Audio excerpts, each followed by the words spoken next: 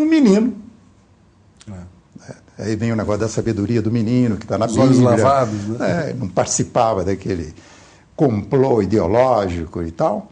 Oh, o rei está nu, o rei está nu. Aí umas pessoas começaram a olhar outra vez. Mas o rei está nu, o rei está nu. E na versão do Anderson tem uma coisa curiosa. Diz que o rei começou a ouvir aqueles murmúrios, que o rei estava nu, e ele ficou na dúvida. Mas como ele já estava desfilando, tinha organizado tudo, aí diz o Anderson terminando a história. O rei continuou caminhando com a sua roupa que ninguém via e tomou uma carruagem que não existia e desapareceu. Eu acho isso sensacional, né? Porque ele assumiu a fantasia, o ilusionismo totalmente. Então hoje, quando você comenta uma coisa sobre a arte, e eu tive essa experiência com aquele livro Desconstruir Duchamp, que você faz uma análise da arte contemporânea, todos os leitores, todo mundo que estava em qualquer plateia onde eu fazia conferência sobre isso, lembrava da história do rei nu. Ou seja, a arte hoje, né, Afonso, essa arte chamada contemporânea, é a não arte, né? É uma coisa curiosa, porque, primeiro, ela se propôs como anti-arte. Até aí você está entendendo, porque estão tentando desenrolar um novo capítulo dentro da arte. Mas depois houve uma radicalização para a não arte, que eu acho também que é legítimo, a pessoa pode fazer uma não arte. Só tem um detalhe. Para você julgar a não arte, você não pode julgar com atributos estéticos e artísticos, porque já que não é arte, você não tem que julgar com atributos estéticos e artísticos, você tem que julgar com outros instrumentos. Quais são os instrumentos? Da psicanálise, para ver o que há de perversão, de ilusão nisso. Da sociologia, o que há de ritual. Não é? Da sociologia, o que há de marketing, de exploração, etc. Então, há elementos dentro das muitas disciplinas que explicam esse produto chamado não-arte.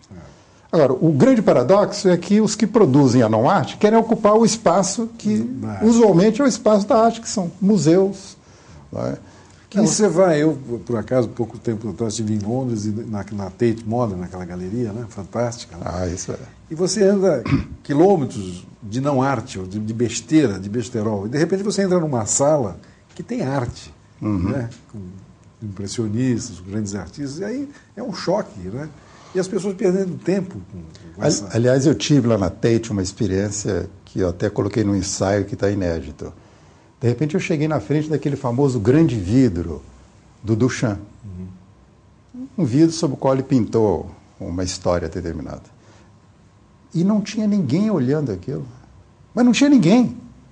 Da mesma maneira que o urinol dele lá no Beaubourg, às vezes que eu fui lá, nunca vi uma pessoa perto daquele urinol. Quer dizer, é um assunto literário. As pessoas produzem livros sobre aquilo, mas não tem nenhum espectador ali. Essas sessões dentro dos museus são as sessões onde as pessoas passam mais rapidamente. Por quê? Porque essas obras têm a característica da superficialidade. Você bate o olho e você já sabe o que é. Não é como um quadro do Rembrandt, do Chagall, que você fica ali examinando uma gravura, vendo. Não, você tem um conceito. O conceito você pode absorver de outra maneira, né?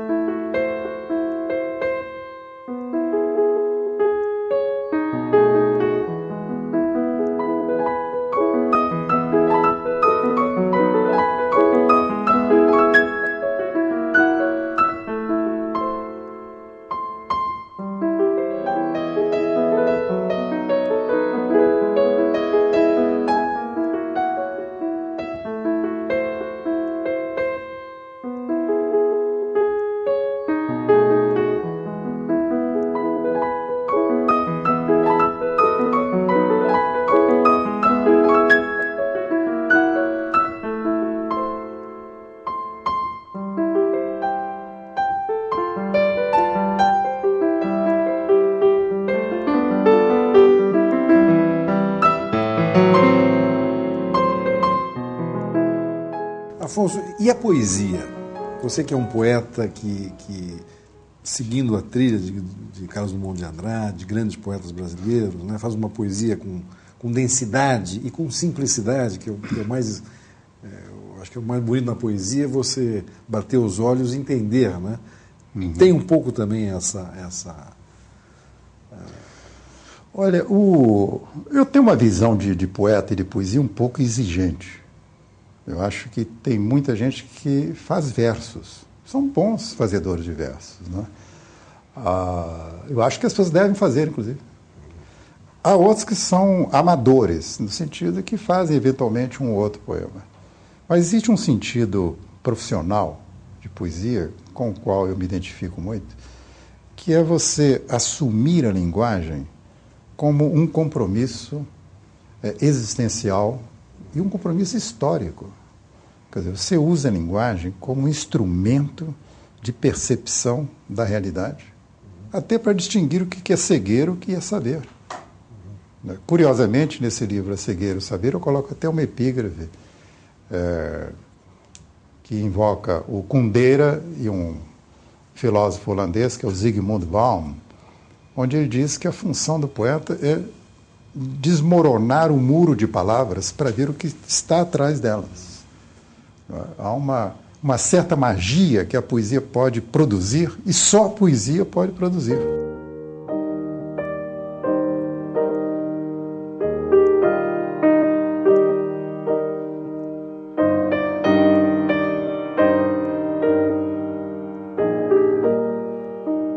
A gente aprende a ler poesia? Aprende. Você sabe que esse é um ponto curioso, quer dizer, os professores da escola primária e mesmo da universidade deveriam ter cursos especiais de leitura de poesia. Porque nem todo mundo tem sensibilidade, assim como nem todo mundo tem sensibilidade musical, né? João Cabral de Melo Neto odiava a música, dizia que música era uma sequência de ruídos sem sentido. Era uma perturbação que ele tinha, né, no sentido auditivo. E no caso da poesia, você pode...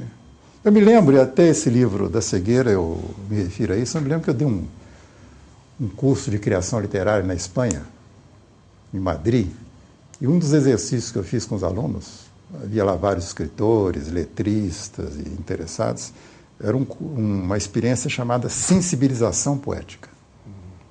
Que é uma coisa curiosa, quer dizer, as pessoas convivem no dia a dia com a poesia sem se dar conta. Um pequeno detalhe com uma poesia. É como se você estivesse nadando numa piscina sem saber que existia água em volta. Então eu disse para eles, olha, vocês vão fazer o seguinte, amanhã vocês vão voltar para a aula, mas vocês vão voltar com outro olho, negócio da cegueira outra vez. Vocês vão me dizer em que pedaço do cotidiano, no jornal, numa fila de ônibus, no parque, numa conversa, na televisão, num anúncio, vocês, de repente, surpreenderam uma poesia ali embutida. Um momento de beleza. Que às vezes tem uma frase que você ouve no meio da rua, que é uma frase linda, né? Para lembrar João Cabral de Melo Neto, ou Guimarães Rosa, ou Clarice. E no dia seguinte voltaram encantados com eles mesmos, né? De ver como o cotidiano pode ser redescoberto. E o poeta, na verdade, como qualquer escritor, é um sujeito que está prestando atenção em certas frases que vão passando e passariam desapercebidas se ele não estivesse, como diria a Clarice, lendo distraidamente, né? Esse distraidamente é como um pescador, que está fingindo que não está ali, mas de repente ele pesca uma frase, pesca...